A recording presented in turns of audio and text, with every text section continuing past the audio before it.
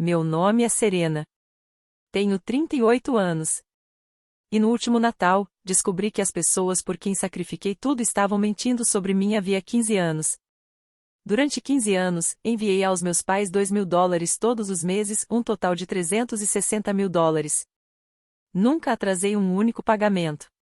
Na véspera de Natal passada, ouvi minha mãe dizer à minha tia: Serena? Ela nunca nos mandou um centavo. Ela é quem nos deve. Nós a alimentamos por 18 anos. Graças a Deus temos o Marcos. Marcos, meu irmão mais novo. Aquele para quem eles pagaram a faculdade inteira, enquanto me diziam que só podiam bancar um e que tinha que ser ele, porque é homem. O mesmo que não trabalha há 3 anos. O mesmo que vinha recebendo crédito por cada dólar que eu mandava. Eu não gritei. Não chorei. Não a confrontei. Apenas peguei o celular e fiz uma ligação. Até a véspera de Ano Novo, 30 parentes meus descobriram exatamente quem vinha sustentando meus pais o tempo todo. E meus pais, eles aprenderam o que acontece quando você apaga a filha errada. Antes de contar o que aconteceu depois, peço que você curta e se inscreva, mas só se essa história realmente tocar você. Deixe um comentário dizendo de onde você está assistindo e que horas são aí agora. Agora, deixe-me voltar 15 anos no tempo, ao dia em que fiz minha primeira transferência. Eu tinha 23 anos quando recebi meu primeiro salário de verdade. Recém-formada. $60.000 em dívidas estudantis pairando sobre mim como uma nuvem de tempestade. 3 empregos de meio período durante a faculdade só para manter as contas em dia. Nenhuma ajuda dos meus pais. Nem um centavo. Ainda me lembro da conversa de 5 anos antes daquele salário. Eu tinha 18 anos e estava sentada à mesa da cozinha, com a carta de aprovação da Universidade Estadual nas mãos, cheia de esperança, cheia de sonhos. Pai, a mensalidade é de $12.000 por ano. Consegui uma bolsa parcial, mas ainda preciso de. Ele nem me deixou terminar. Serena, só podemos pagar para um. O Marcos precisa mais. Ele é homem. Um dia vai ter uma família para sustentar. Minha mãe concordou com a cabeça ao lado dele. Você vai dar um jeito, querida. Meninas sempre dão. E eu dei. Dei um jeito. Empréstimos estudantis, trabalho de garçonete, aulas particulares, turnos noturnos em um posto de gasolina. Lutei com unhas e dentes por 4 anos de faculdade enquanto Marcos teve tudo pago. Quando consegui aquele primeiro emprego, analista júnior em uma empresa financeira em Chicago, eu deveria estar comemorando. Em vez disso, abri o aplicativo do banco e enviei $500 aos meus pais. Minha mãe ligou naquela mesma noite. Só 500. A voz dela estava carregada de decepção. O Marcos está com dificuldades para pagar o cartão de crédito. Ele realmente precisa de ajuda. No mês seguinte, aumentei para 1.000. Depois, para 2.000 quando fui promovida. Fiquei esperando um obrigado, um simples reconhecimento, qualquer coisa. Nunca veio. Mesmo assim, continuei enviando mês após mês, ano após ano, porque é isso que boas filhas fazem, não é? Pelo menos era isso que eu dizia a mim mesma. $360.000. Foi isso que 15 anos de silêncio me custaram. O favoritismo não começou quando eu tinha 18 anos. Começou antes mesmo de eu saber soletrar essa palavra. Eu tinha 10 anos quando precisei de $12 para um trabalho da escola, livros sobre o sistema solar. Nada demais. Vá à biblioteca, disse meu pai, sem tirar os olhos do jornal. Na mesma semana, Marcos ganhou um Nintendo novinho em folha. $200. Sem perguntas. Aos 16, ganhei uma bolsa acadêmica parcial. A cerimônia era num sábado à tarde. Passei a noite anterior passando o meu melhor vestido. Treinei meu discurso de agradecimento em frente ao espelho. Meus pais não foram. O Marcos tem um jogo de beisebol, explicou minha mãe ao telefone. Você entende, não entende, querida? Eu entendia perfeitamente. Aos 18, ouvi meu pai conversando com o tio Bob no dia de Ação de Graças. Por que investir na educação de uma garota? Meu pai riu, girando a cerveja no copo. Ela vai acabar se casando e tendo filhos. Problema de outra pessoa. A mesa inteira riu com ele. Eu fiquei sentada no canto, invisível. Agora, aos 38 anos, fiz as contas. Numa noite sem dormir, $2.000, 12 meses, 15 anos. Peguei uma calculadora, mesmo sem precisar. O número ficou gravado na minha mente como uma marca em brasa. $360 mil. Mais do que o valor da casa da maioria das pessoas. Muito mais do que aquilo que me negaram para a faculdade, multiplicado por 30. Mais do que o Marcos ganhou em toda a vida adulta dele somada. Eles sabiam? Alguma vez sentaram e fizeram as contas? Alguma vez pensaram de onde vinha aquele dinheiro? Fiquei olhando para o teto até o amanhecer, quando uma nova pergunta começou a se formar na minha cabeça, uma pergunta mais sombria. O que exatamente eles andavam dizendo sobre mim para as outras pessoas? Eu estava prestes a descobrir. Ação de graças do ano passado. Cheguei atrasada por causa de um prazo no trabalho. A casa estava quente e barulhenta. Cheiro de peru, risadas, o caos de sempre com os 30 parentes espremidos na sala dos meus pais. Entrei pela porta lateral, tentando evitar alarde. Foi então que ouvi a voz da tia Ruth, clara como um sino. Marcos, você é um filho tão bom, mandando dinheiro para os seus pais todo mês assim. Congelei no corredor. A resposta do Marcos fez meu sangue gelar. Família vem em primeiro lugar, tia Ruth, ele sorriu, aquele sorriso preguiçoso de sempre. É o mínimo que eu posso fazer. Eu não conseguia me mexer. Nem respirar. Com certeza eu tinha ouvido errado. Então minha mãe entrou na conversa, alto bastante para todos ouvirem. A Serena vive tão ocupada com esse emprego dela na cidade grande, suspirou, de forma dramática. Nunca tem tempo pra gente. Nunca ajuda em nada. Ainda bem que temos o Marcos. Um murmúrio de pena percorreu a sala. Que triste, alguém disse. Alguns filhos simplesmente esquecem de onde vieram, acrescentou outro. Fiquei ali parada, as sacolas do mercado cortando minhas mãos. 15 anos de transferências bancárias gritavam dentro da minha cabeça. O Daniel me encontrou ali uns 10 minutos depois, ainda imóvel, ainda em silêncio. Bastou olhar para o meu rosto para me puxar para fora da casa. Eu ouvi, ele sussurrou. Serena, eu suspeito disso há um tempo. Como assim? O jeito como sua família olha para você, os comentários, nada disso fechava. Ele segurou minhas mãos. A gente precisa de provas. Documentação. Tudo. Eu queria entrar de volta, virar a mesa, gritar a verdade. Mas o Daniel estava certo. Palavras podem ser negadas. Emoções podem ser distorcidas. Números não mentem. Não agora, ele disse. Mas em breve. Eu não sabia que esse em breve chegaria na véspera de Natal. Não consegui dormir naquela noite, nem na seguinte, nem na outra. Às 3 da manhã, Daniel me encontrou sentada à mesa da cozinha, com um bloco de anotações. O que você está fazendo? Uma lista. A caneta raspava o papel. Tudo o que estou perdendo por ficar calada. Ele se sentou à minha frente e esperou. $24 mil por ano, bati na primeira linha. É isso que eu mando para eles. Poderíamos ter comprado uma casa maior, criado um fundo para a faculdade de filhos que nem temos ainda. O que mais? Minha reputação, a palavra tinha gosto amargo. 30 parentes acham que eu sou a filha ingrata que abandonou os pais. Enquanto isso, o Marcos, que não trabalha há 3 anos, é o herói da família. Daniel segurou minha mão. E a pior parte, minha voz falhou, é que estou perdendo a mim mesma. Todo feriado eu sento naquele canto e me sinto com 18 anos de novo. Invisível. Sem valor. Então, o que você quer fazer? Eu vinha me fazendo essa pergunta há dias. Posso confrontá-los, mas seria a minha palavra contra a deles. Sua contadora tem registros, ele disse. Eu levantei o olhar. O quê? A Margarete. Ela faz seus impostos há anos. Ela tem todas as transferências documentadas. Algo se mexeu dentro do meu peito. Uma pequena chama de esperança. Se eu fizer isso, sussurrei, eu perco eles. Meus pais. Para sempre. Os olhos de Daniel estavam firmes.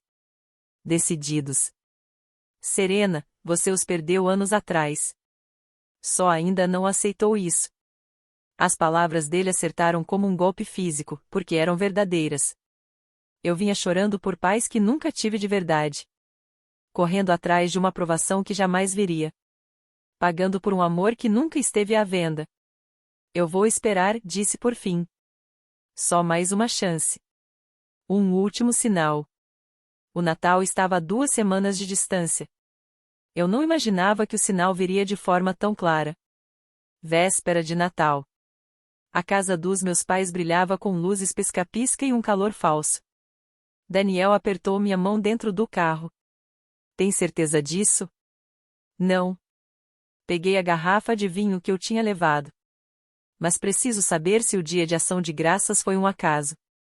Talvez eu tenha ouvido errado. Eu não tinha ouvido errado. No fundo, eu sabia. Mas a esperança é teimosa. A porta se abriu antes mesmo de eu bater. Ah! O abraço da minha mãe durou exatamente um segundo. Você conseguiu vir. Não foi em que bom que você veio. Nem é Feliz Natal, querida. Só você conseguiu vir, como se eu fosse um detalhe secundário. A sala estava lotada de parentes, tias, tios, primos, os filhos deles. A árvore cintilava. Maria Carey tocava no som. E, bem no centro de tudo, estava Marcos. Meu pai lhe entregou um copo de uísque.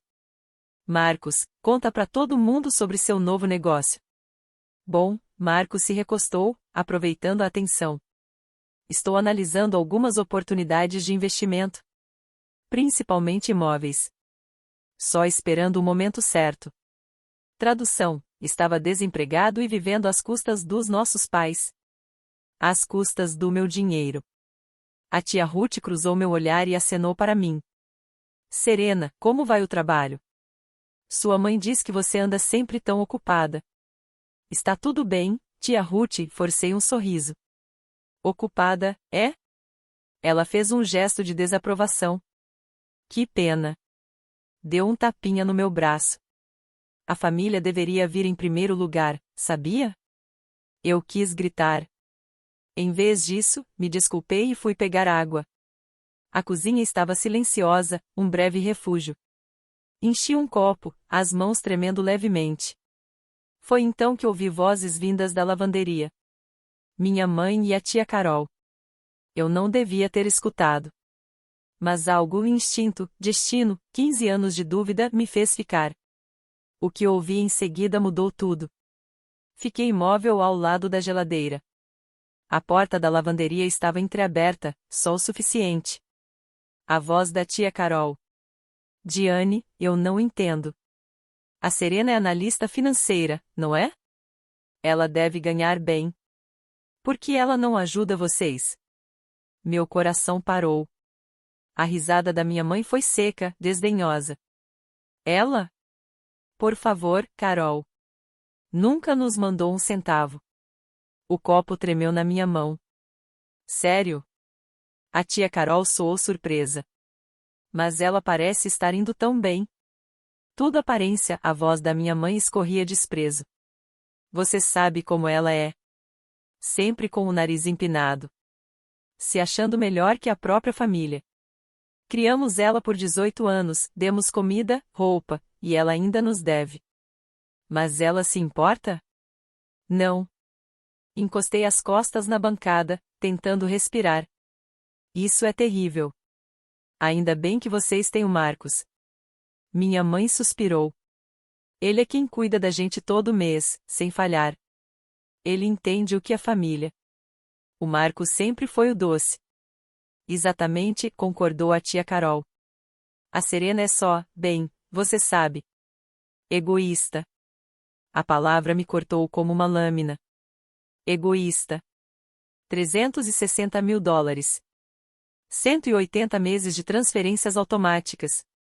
Sem falhar uma única vez. Nem quando eu estava doente. Nem quando perdi clientes. Nem quando Daniel e eu estávamos economizando para o nosso casamento. Egoísta. Coloquei o copo devagar sobre a pia, com cuidado para não quebrar. Porque eu queria quebrar. Queria entrar ali e gritar a verdade até minha garganta sangrar. Mas algo me deteve. A voz do Daniel ecoou na minha cabeça: precisamos de provas. Peguei o celular e procurei um contato que eu não ligava havia meses. Meu dedo pairou sobre o nome. Margarete Shen, contadora. Apertei em ligar. O ar frio de dezembro bateu no meu rosto quando saí para a varanda dos fundos. O telefone já estava chamando. Serena, a voz da Margarete soou calorosa, mas confusa. É véspera de Natal. Eu sei. Desculpa. Está tudo bem? Fechei os olhos e respirei fundo. Eu preciso da documentação de todas as transferências que fiz para os meus pais. Os 15 anos completos. Silêncio do outro lado da linha. Isso é muita coisa. Eu sei. Posso perguntar por quê? Observei minha respiração se transformar em vapor no ar gelado. Lá dentro, eu ainda ouvia risadas, música de Natal, os sons de uma família que vinha mentindo sobre mim havia anos. Eles estão dizendo às pessoas que eu nunca ajudei, minha voz saiu firme, mais calma do que eu me sentia. Estão dando todo o crédito ao meu irmão. Eu preciso de provas, Margarete. Registros oficiais. Outra pausa. Posso reunir extratos bancários certificados dos últimos 15 anos. Consigo deixar tudo pronto até o fim da semana. Eu preciso disso antes do ano novo. Isso é, ela se interrompeu. Tudo bem. Vou dar um jeito. Você quer tudo com reconhecimento em cartório? Tudo. Quero algo tão oficial que ninguém possa questionar. Serena, a voz dela suavizou. É uma quantia enorme. Você tem noção de que são 360 mil dólares? Eu a interrompi. Eu sei exatamente o que é. E em breve todo mundo vai saber também. Desligamos. Fiquei ali mais um momento, observando minha respiração desaparecer na escuridão. A porta se abriu atrás de mim. Serena, a voz da minha mãe estava doce como açúcar. O que você está fazendo aí fora? Entra, está congelando. Virei-me para encará-la. A mulher que tinha acabado de me chamar de egoísta para minha tia. Era uma ligação de trabalho, mãe. Ela balançou a cabeça. Sempre trabalhando. Esse é o seu problema. Sorri e a segui para dentro. Não por muito tempo. 26 de dezembro, o dia depois do Natal.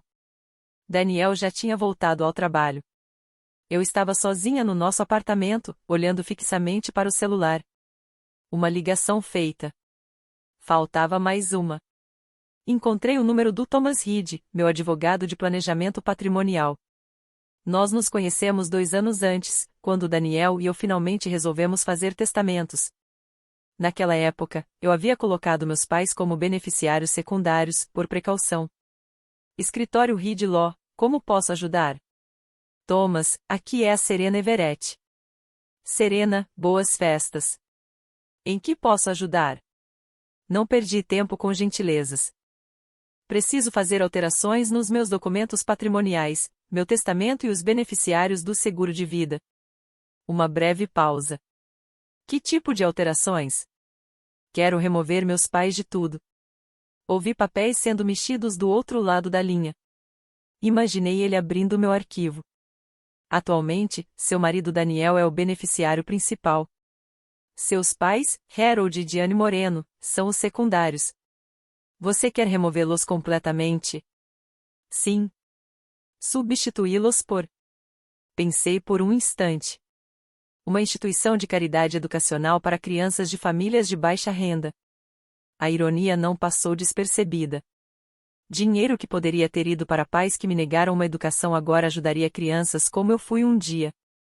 Essa é uma mudança significativa, Serena. Tem certeza? Nunca tive tanta certeza de nada. Posso deixar os documentos prontos até o dia 2 de janeiro. Você vai precisar vir assinar. Perfeito. Se não se importar em dizer. É um assunto de família, Thomas. Minha voz foi firme, mas educada. Vamos deixar assim. Depois que desliguei, fiquei sentada no silêncio do apartamento. 2 ligações. 2 correntes quebradas.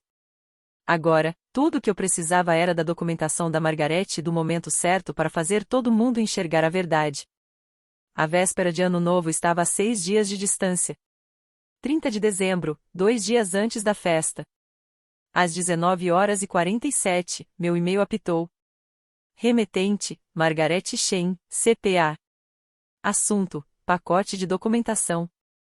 Anexo confidencial, Moreno Transfers 2011-2025 Certified. PDF. Meu dedo tremia sobre o trackpad. Cliquei. O arquivo carregou lentamente. Página após página após página. 47 páginas no total. Cada transferência listada em ordem cronológica. Data, valor, número de confirmação bancária, minha conta, a conta deles. Março de 2011, $500.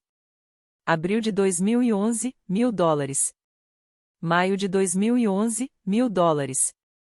Janeiro de 2024, $2.000.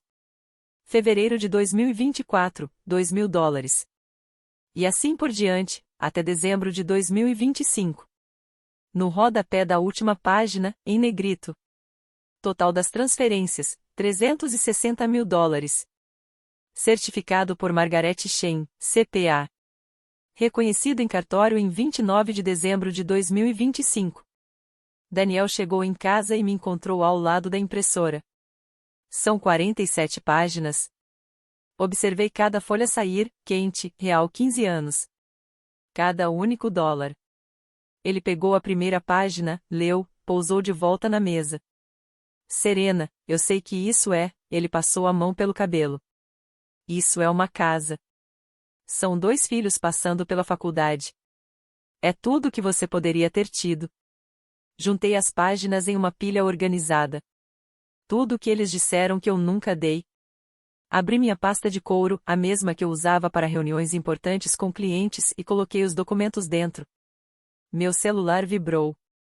Um e-mail de Thomas Reed. Documentos patrimoniais finalizados. Prontos para assinatura em 2 de janeiro. Mais uma peça do quebra-cabeça.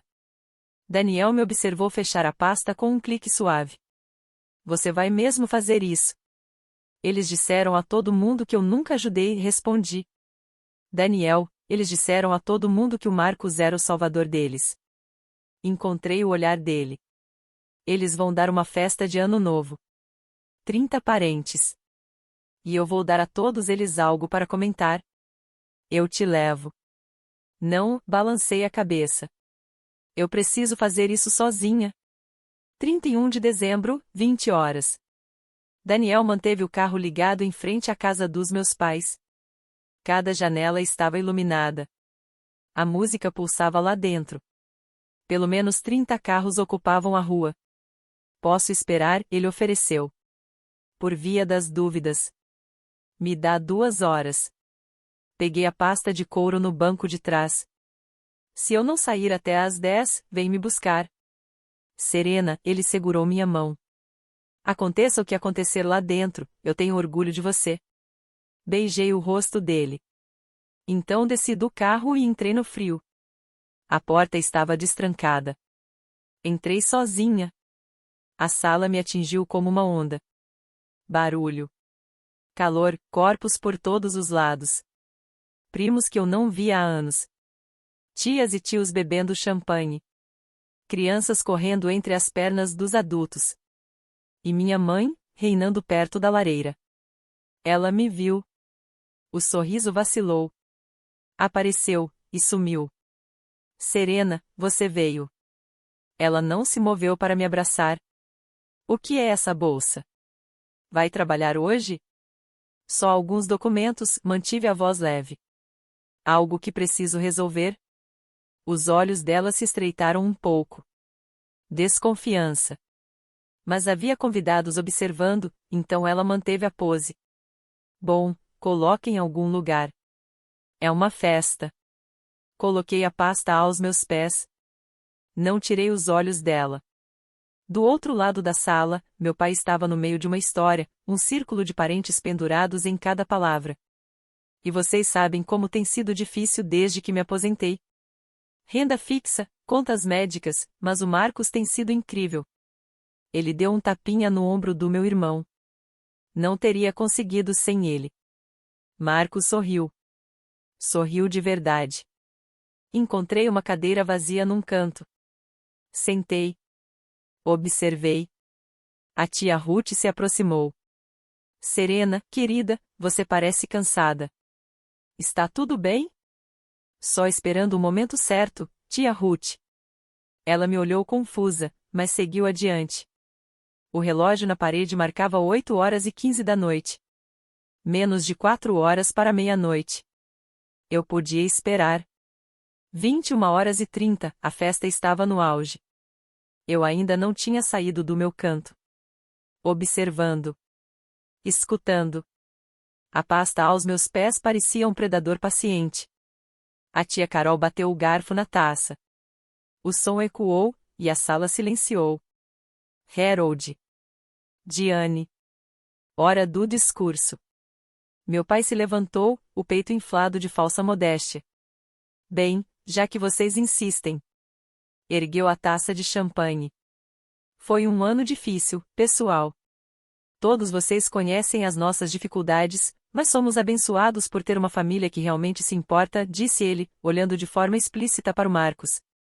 Nosso filho tem sido o nosso alicerce. Todo santo mês, ajudando a gente a fechar as contas. É isso que é família de verdade. Murmúrios de aprovação, taças erguidas. Então alguém, acho que a prima Betty, fez um gesto na minha direção. E a Serena? Ela está indo tão bem? A sala inteira se virou. 30 pares de olhos esperando. Minha mãe entrou antes que eu pudesse respirar. Serena, ela riu, mas o sorriso não chegou aos olhos. Ah, querida, ela é muito ocupada. Um trabalho importante na cidade. Não tem muito tempo para a família ultimamente. Que pena, disse o tio Bob. Mas minha mãe não tinha terminado. Às vezes eu me pergunto, ela levou a mão aos olhos. Nós a criamos por 18 anos, demos comida, roupa, tudo, e agora, a frase morreu num fungar teatral. Ela nem liga, acrescentou meu pai. Quanto mais ajudar. A compaixão na sala era quase palpável. Pobres Harold. Pobres Diane. Pais tão dedicados. Uma filha tão ingrata. Olhei para o Marcos. Ele encarava os próprios sapatos. Não me defendia. Não corrigia a mentira. Apenas em silêncio. Minhas mãos apertaram a alça da pasta. A tia Ruth falou, olhando diretamente para mim. Serena, eu não entendo. Você é analista financeira. Ganha bem. Por que não ajuda seus pais? Todos os olhares se fixaram em mim. Era agora. Levantei-me devagar. Obrigada por perguntar, tia Ruth. A sala ficou em silêncio absoluto. Coloquei a pasta sobre a mesa de centro. O clique da trava soou absurdamente alto naquele silêncio. O que você está fazendo? A voz da minha mãe saiu afiada. Um aviso. Não respondi. Apenas tirei o maço de papéis. 47 páginas. Certificadas. Reconhecidas em cartório. Acho que já passou da hora de todo mundo ver isso. Coloquei os documentos sobre a mesa, à vista de todos. A primeira página estava claramente visível. Registro de transferência bancária. Serena Everett para Harold e Diane Moreno. Que diabos é isso? Meu pai deu um passo à frente.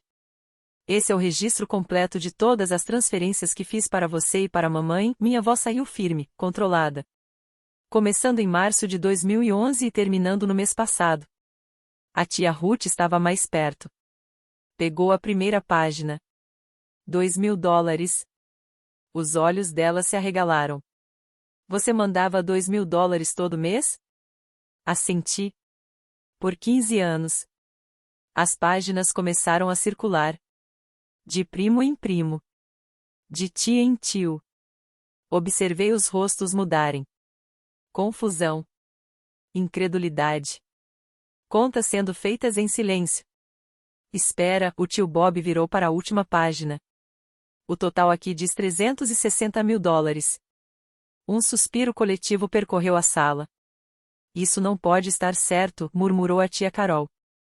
Está certificado, apontei para a assinatura da Margarete. Pela minha contadora. Registros bancários oficiais, reconhecidos em cartório. A sala explodiu em cochichos. Papéis farfalhavam enquanto todos tentavam ver. O rosto da minha mãe ficou branco. O copo de champanhe do meu pai tremia na mão. Marcos não tinha se mexido. Parado, como um servo diante dos faróis. Serena, a voz do meu pai falhou. Isso é um assunto privado de família. Você tornou isso público. Eu o interrompi.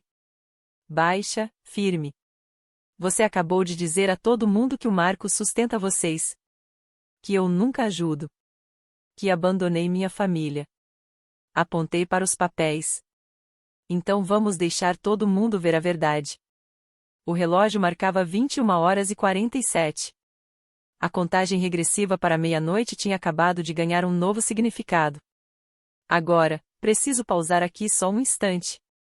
Se você já se sentiu invisível, como se suas contribuições não contassem, como se seus sacrifícios fossem ignorados enquanto outra pessoa ficava com o crédito, saiba que você não está sozinho. Antes de contar o que aconteceu depois, se essa história ressoa com você, curta, se inscreva e me diga nos comentários, você já foi o invisível da sua família? Eu espero. Agora, de volta àquela sala de estar. Os papéis passaram de mão em mão como textos sagrados. A tia Ruth ficou no centro, lendo em voz alta. Março de 2011, $500. Abril de 2011, $1.000. Ela virava as páginas. Janeiro de 2015, $2.000. Fevereiro de 2015, $2.000. Todo mês, eu confirmava sem falhar. O tio Bob tirou o celular do bolso. Aplicativo de calculador aberto. 2.000 vezes 12 igual 24 mil por ano. Ele apertava os números. Multiplica por 15 anos. 360 mil, exatamente. A sala inteira encarava os documentos como se estivessem testemunhando um milagre, ou um assassinato. A prima Beth olhou para os meus pais. Harold, Diane, isso é real? A boca da minha mãe se abriu, fechou. Nenhum som saiu. Meu pai tentou se recuperar. Isso pode ter sido manipulado. Qualquer um pode falsificar. Eles estão certificados, a voz da tia Ruth cortou como gelo. Eu consigo ver o selo da CPA, o carimbo do cartório. Esses são documentos legais, Harold. Mais cochichos. Mais farfalhar de papéis.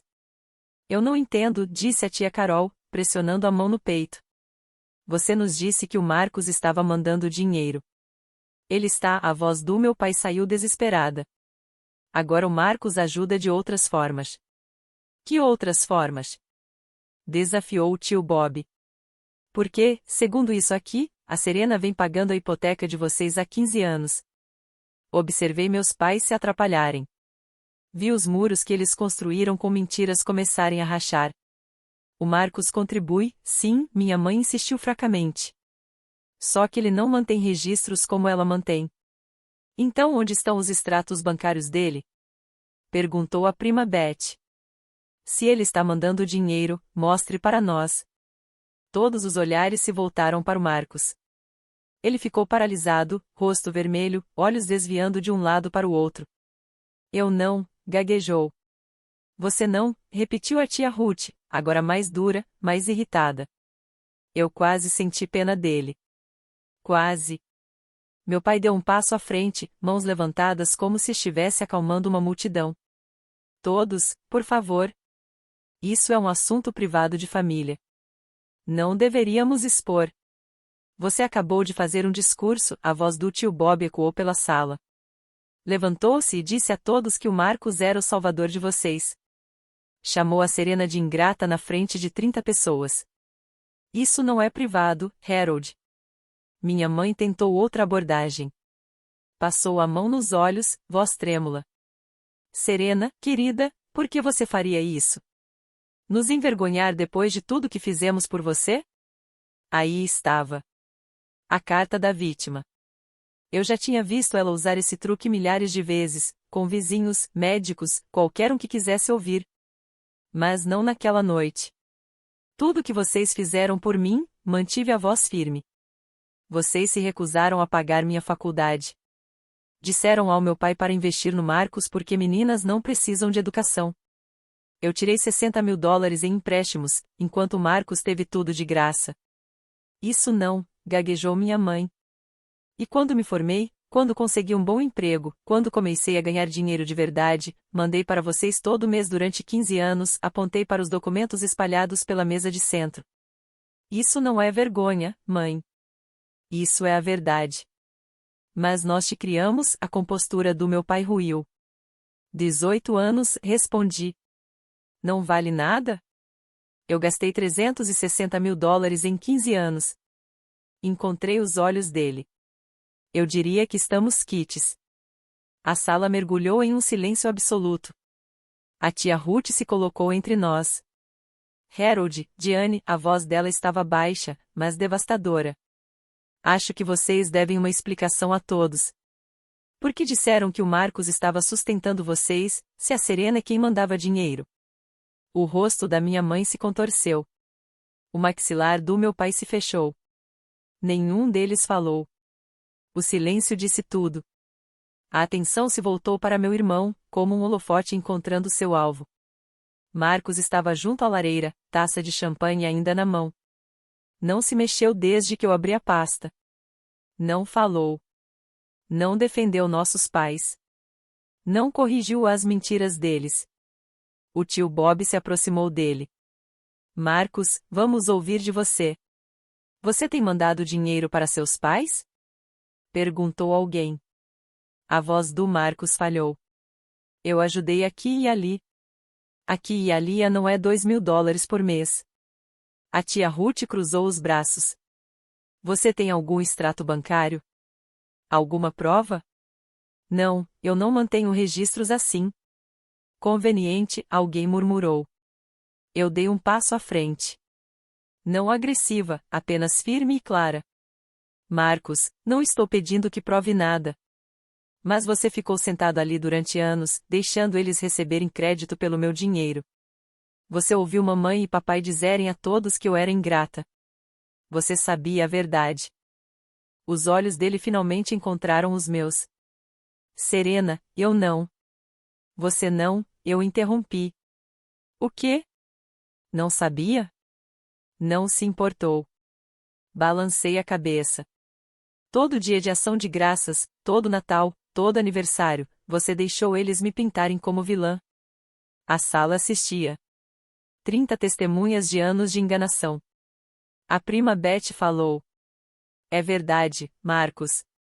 Você sabia que a Serena era quem realmente ajudava eles? O silêncio dele se esticou como uma borracha prestes a arrebentar. Eu achei que a voz dele seria quase um sussurro. Achei que talvez ela também estivesse mandando dinheiro, além do que você. O tio Bob pressionou. Exatamente, o que você contribuiu? Marcos olhou para o chão. A resposta estava clara, nada. Ele não tinha contribuído com nada e sabia disso o tempo todo. Entendi, disse a tia Ruth, a decepção palpável. Bem, acho que todos nós aprendemos algo esta noite. O relógio marcava 22h15. A festa acabou. O acerto de contas apenas começava. A sala havia mudado. A música desligada. O champanhe intocado. Eu mergulhei a mão na minha pasta mais uma vez. Tenho alguns anúncios. Meu pai parecia querer me interromper, mas 30 pares de olhos o mantiveram no lugar. Primeiro, encarei meus pais diretamente. A partir de janeiro, não vou mais enviar dinheiro. Não porque não posso, mas porque não devo nada a ninguém.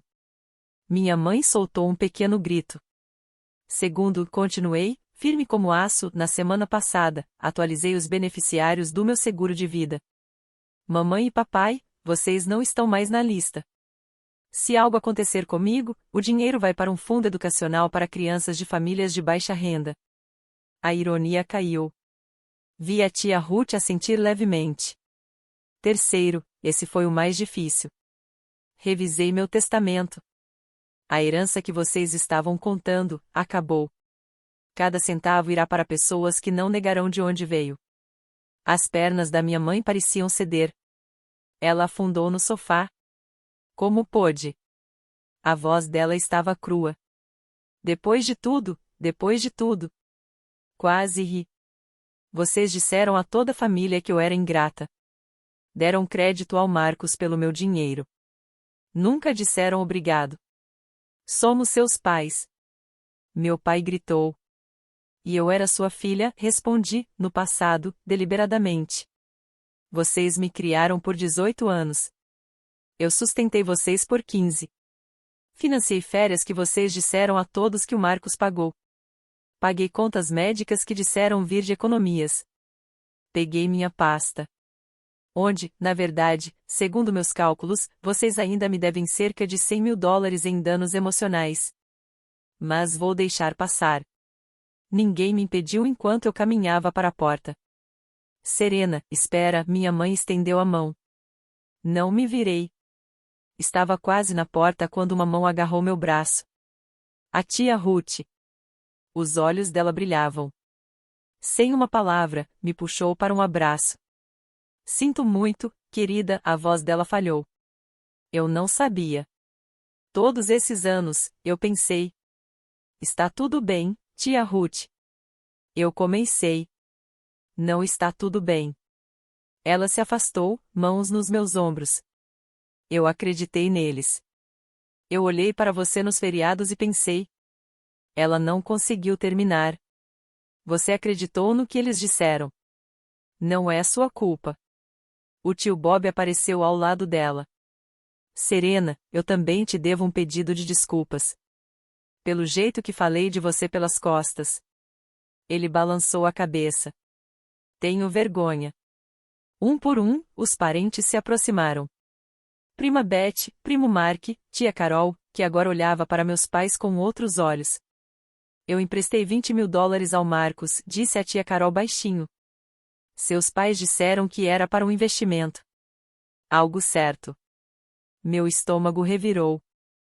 Não havia investimento algum, havia? Ela balançou a cabeça lentamente. A teia de mentiras era maior do que eu imaginava. Meu pai empurrou a multidão. Todos, isso está sendo exagerado. A Serena claramente está emocionada. Harold. A voz do tio Bob o cortou na hora. Acho que você deveria parar de falar. Minha mãe sentou-se no sofá, chorando baixinho. Lágrimas de verdade, eu suspeitei. Mas não de remorso. Lágrimas por ter sido pega. Virei-me para a sala uma última vez. Não preciso que ninguém se desculpe. Não preciso que ninguém tome partido. Eu só precisava que a verdade fosse ouvida. Levantei minha pasta. Agora vocês ouviram. A porta da frente parecia mais leve do que eu esperava. O frio do ar de dezembro bateu no meu rosto como uma promessa. O carro do Daniel me esperava na calçada. Motor ligado. Entrei sem olhar para trás. E aí, como foi? Está feito. No momento em que saí daquela porta, senti algo que não senti há 15 anos, liberdade. Se você ainda está assistindo, quero te fazer uma pergunta. Se estivesse no meu lugar, você teria feito o mesmo ou teria ficado em silêncio? Deixe sua resposta nos comentários. E se quiser ver como tudo isso se desenrolou, porque o desfecho foi algo que nunca imaginei, continue assistindo. Estamos quase lá. A primeira semana de janeiro trouxe uma enxurrada de mensagens, não dos meus pais, mas de todo mundo ao redor. A tia Ruth mandava mensagens diárias. Liguei para sua mãe hoje, exigi uma explicação. Ela só chorou e culpou as circunstâncias. Não conseguiu dar uma resposta direta. O tio Bob enviou um longo e-mail, pedindo desculpas por cada olhar torto, cada comentário murmurado sobre minha ausência nos eventos da família. Eu deveria ter perguntado diretamente a você em vez de acreditar em fofocas. A culpa é minha. A prima Beth me ligou enquanto eu preparava o jantar. Serena, só quero que você saiba que contei para minha mãe o que aconteceu. Ela está furiosa com seus pais. Todo o clube do livro sabe. Clube do livro. Deus, a humilhação dos meus pais estava se espalhando como fogo no círculo social da minha mãe. Eu deveria me sentir culpada. Não me senti. No dia 8 de janeiro, Marcos finalmente entrou em contato. Uma única mensagem de texto. Era mesmo necessário? Minha mãe e meu pai estão devastados. Fiquei olhando para a tela por um minuto inteiro antes de responder. Você ficou em silêncio e levou crédito por 15 anos. Não me dê lição sobre o que é necessário. Nenhuma resposta. O silêncio dos meus pais foi mais alto do que qualquer grito poderia ter sido. 10 dias, nenhuma ligação, nenhum texto. Uma parte de mim esperava que eles implorassem, pedissem desculpas, tentassem salvar algo. Mas percebi que eles não estavam em silêncio por remorso. Estavam silenciosos porque estavam se reorganizando, planejando o próximo passo, criando uma nova narrativa. O Daniel me encontrou olhando pela janela uma noite. Alguma notícia deles? Nada. Ele se sentou ao meu lado. E como você se sente? Pensei na pergunta com cuidado. Leve, finalmente disse. Como se eu tivesse carregado um peso que nem sabia que existia.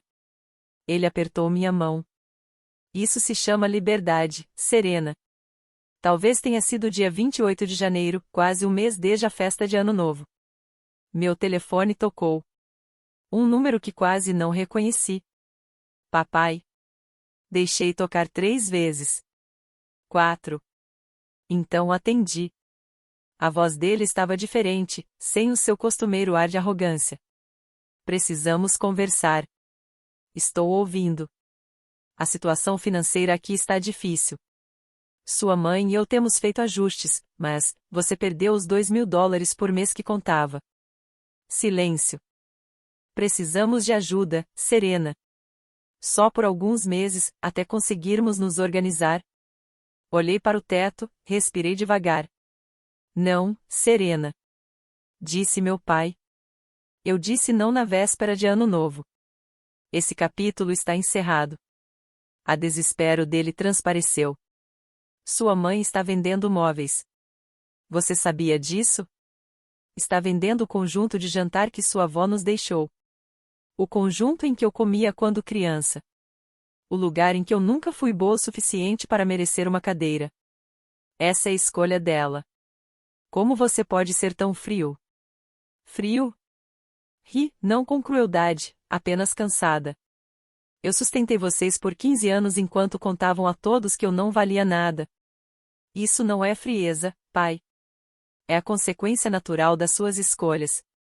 Você é nossa filha, e disse a todos que queria que Marcos tivesse nascido primeiro, em vez de mim. Lembra? Dia de Ação de Graças de 2019. Eu ouvi você. Silêncio absoluto. Ele não lembrava. Ou, mais provavelmente, achou que eu não lembraria. Pai, eu não quero nada de vocês. Não preciso de desculpas. Não preciso ouvir que você está arrependido. Mantive a voz firme. Só quero que entenda. Eu terminei. Isso não é punição.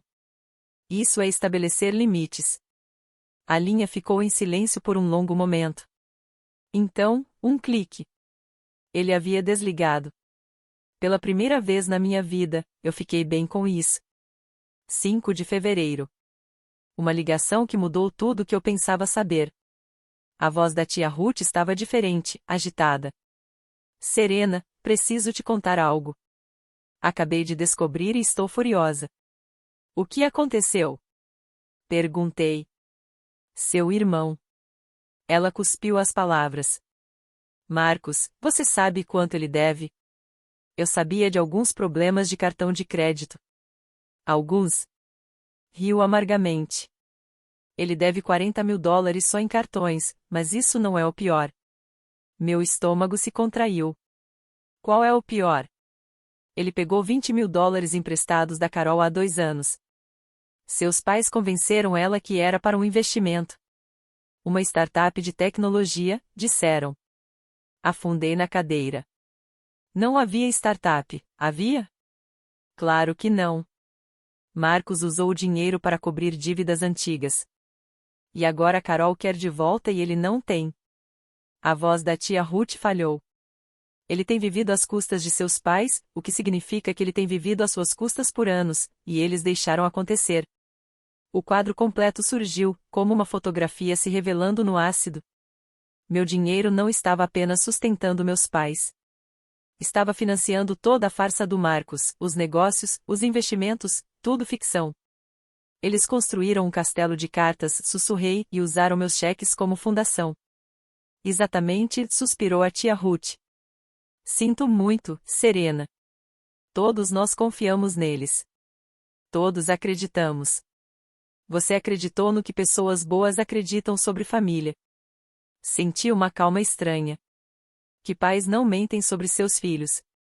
Que sangue significa algo, não significa? Pensei na pergunta. Significa, finalmente disse. Mas às vezes a família que você constrói é mais forte do que aquela em que você nasce. A tia Ruth ficou em silêncio, então falou suavemente. Gostaria de fazer parte dessa família, se você me aceitar. Meus olhos arderam. Você já faz parte. Quero que você saiba que não está sozinha, e que não é a primeira. Meu coração parou. Meu pai tinha uma irmã. Ele nunca tinha mencionado isso. Nenhuma vez. Continuei lendo. Quando eu tinha 25 anos, eu estava exatamente onde você está agora. Harold e seus avós me viam da mesma forma que veem você. A filha descartável. Aquela que deveria apenas dar, sem nunca receber. Eu deixei Ohio e nunca olhei para trás. Foi a melhor decisão da minha vida. Eu sei da culpa que você talvez esteja sentindo. Dos sussurros que dizem que família é tudo, que sangue é mais espesso que a água. Mas aqui está o que aprendi em 30 anos. A frase completa é: o sangue do pacto é mais espesso que a água do ventre. Os laços que escolhemos são mais fortes do que aqueles que nos são impostos. Hoje eu moro na Califórnia. Tenho uma boa vida, uma família que me ama sem condições. Se você quiser conversar ou me visitar algum dia, estarei aqui. Com carinho. Sua tia, Patrícia. Li o e-mail 3 vezes. Uma pessoa inteira apagada da história da família, do mesmo jeito que tentaram me apagar. Meus dedos tremiam enquanto eu digitava a resposta. Patrícia, sim, eu quero te conhecer. Quero ouvir tudo. Obrigada por entrar em contato. Serena. Percebi então que o padrão vinha de gerações, mas terminava comigo. 3 de março. 3 meses desde a véspera de Ano Novo. Um e-mail da minha mãe apareceu na minha caixa de entrada. O primeiro contato direto de qualquer um dos meus pais desde a ligação do meu pai. Assunto: por favor, leia isto. Querida Serena. Comecei este e-mail 100 vezes. Não sei quais são as palavras certas. Sei que você está magoada. Sei que te machuquei. Seu pai e eu cometemos erros. Deveríamos ter sido mais gratos. Deveríamos ter contado a verdade para a família. Mas, querida, você precisa entender, tudo o que fizemos, fizemos pela família. Marcos teve dificuldades. Ele precisava de mais apoio. Nunca tivemos a intenção de diminuir tudo o que você fez. Você é nossa filha. Sangue é sangue. Você não pode simplesmente nos cortar como se fossemos estranhos. Por favor, Serena, volte para casa. Vamos conversar como uma família. Podemos consertar isso. Sinto sua falta. Mamãe. Li 3 vezes, depois mais uma. Ela estava arrependida por terem sido descobertos, não por terem mentido. Queria consertar a situação, não reconhecer o que fizeram. Invocava o sangue, não o amor. Redigi minha resposta com cuidado, cada palavra escolhida com intenção. Mãe, li seu e-mail. Agradeço por ter entrado em contato, mas notei algo que faltou. Um pedido de desculpas de verdade. Não deveríamos ter sido mais gratos. Não cometemos erros. Isso não são desculpas. São minimizações. Você disse à família, por 15 anos, que eu era ingrata. Deixou Marcos levar o crédito pelos meus sacrifícios. Construiu sua aposentadoria com o meu dinheiro enquanto me chamava de egoísta pelas costas. Nossa relação só pode existir se for construída sobre verdade e respeito. Não sobre culpa, não sobre obrigação, não sobra sangue é sangue. Se você quiser tentar de novo, tentar de verdade, você sabe como me encontrar. Mas eu não vou mais esperar. Esperei por 38 anos. Serena. Apertei enviar. Depois fechei o laptop e fui caminhar. 31 de dezembro. Um ano desde a noite que mudou tudo. Estou escrevendo isso da varanda envidraçada da nossa casa nova. 3 quartos, um quintal, espaço para o futuro que estamos construindo. A entrada foi de $24.000, o dinheiro que não enviei aos meus pais este ano. O resto veio de anos de economia que achávamos que nunca seriam nossos. No mês passado, viajei para a Califórnia. Patrícia me buscou no aeroporto pessoalmente. Conversamos por 6 horas seguidas sobre Harold, sobre o padrão familiar que se estendia por gerações, sobre a coragem necessária para se libertar. Eles me disseram que eu me arrependeria de ir embora, ela disse, naquela noite, tomando vinho. Que eu voltaria rastejando, que morreria sozinha. E você, se arrependeu? Ela sorriu para o marido do outro lado da sala, enquanto os filhos adultos riam na cozinha. Parece que eu me arrependi? Não parecia. A tia Ruth liga todo domingo agora. Ela se tornou a família que eu nunca tive na minha mãe. Falei com seus pais na semana passada, ela me contou na nossa última ligação. Eles venderam o segundo carro. Marcos voltou a morar com eles para ajudar nas despesas. Ela fez uma pausa. Eles estão passando dificuldade, Serena. Eu senti o peso nas palavras dela. Eu sei.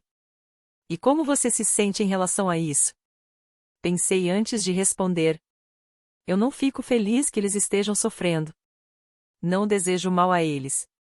Olhei para o Daniel preparando café na nossa cozinha nova. Mas passei 15 anos me incendiando para mantê-los aquecidos. Não posso mais fazer isso. Eu entendo. Entende mesmo? Mais do que você imagina, querida. Meus pais nunca responderam ao meu último e-mail. Nenhum pedido de desculpas, nenhum reconhecimento, nenhuma tentativa de me encontrar no lugar onde eu pedi para ser encontrada. Algumas portas se fecham porque as pessoas do outro lado se recusam a atravessá-las. Eu fiz as pazes com isso. Hoje à noite, estou sentada na varanda da minha casa nova. O sol se põe atrás das árvores que nós mesmos plantamos. Daniel vai chegar do trabalho daqui a pouco. Tenho pensado no que eu diria a alguém na minha situação, alguém que só dá, e se pergunta por que nunca parece suficiente. Aqui está o que aprendi. Ser uma boa filha, uma boa criança, não significa permitir que te explorem. Não significa financiar mentiras. Não significa aceitar ser apagada só para manter a paz. Amor não é uma dívida que você paga com juros. Se alguém só consegue te amar quando você é útil para ela, isso não é amor. É contabilidade. E, às vezes, estabelecer limites é o ato mais amoroso que você pode fazer por si mesma, pelo seu futuro, pela família que você vai construir, em vez daquela que te foi imposta. Eu não odeio meus pais. Ódio exige uma energia que eu prefiro gastar em outro lugar. O que eu sinto é algo mais próximo do luto. Luto pelos pais que eu gostaria de ter tido. Pelas versões deles que eu continuei esperando que aparecessem e nunca apareceram. Mas olha o que eu ganhei. Liberdade. Autorrespeito. Um casamento construído sobre honestidade. Parentes que se tornaram família de verdade quando conheceram a verdade. E Patrícia, uma tia que eu nem sabia que existia, que provou que se libertar não significa desmoronar. A porta se abre atrás de mim. Ei! Daniel coloca uma xícara de chá ao meu lado. No que você está pensando? Em tudo. Em nada. Eu sorrio para ele. Principalmente em como este ano está diferente. Diferente é bom. Eu seguro a mão dele. É bom. Diferente. Ele se senta ao meu lado. Assistimos juntos à última luz do dia desaparecer. Pela primeira vez em 38 anos, não estou esperando uma aprovação que nunca virá. Não estou atuando para uma plateia que só enxerga meus defeitos. Estou apenas aqui, presente, livre, e isso é suficiente. Finalmente, é suficiente. Olhando para trás, eu gostaria de ter estabelecido limites antes. Mas também sei que precisei passar por tudo isso para entender algo importante. Então, é isso que quero deixar para você. Primeiro, seu valor não é medido pelo quanto você se sacrifica. Segundo, quem realmente te ama nunca apaga suas contribuições. Terceiro, estabelecer limites não é abandono, é autorrespeito. Se você está vivendo algo parecido, espero que minha história te dê coragem.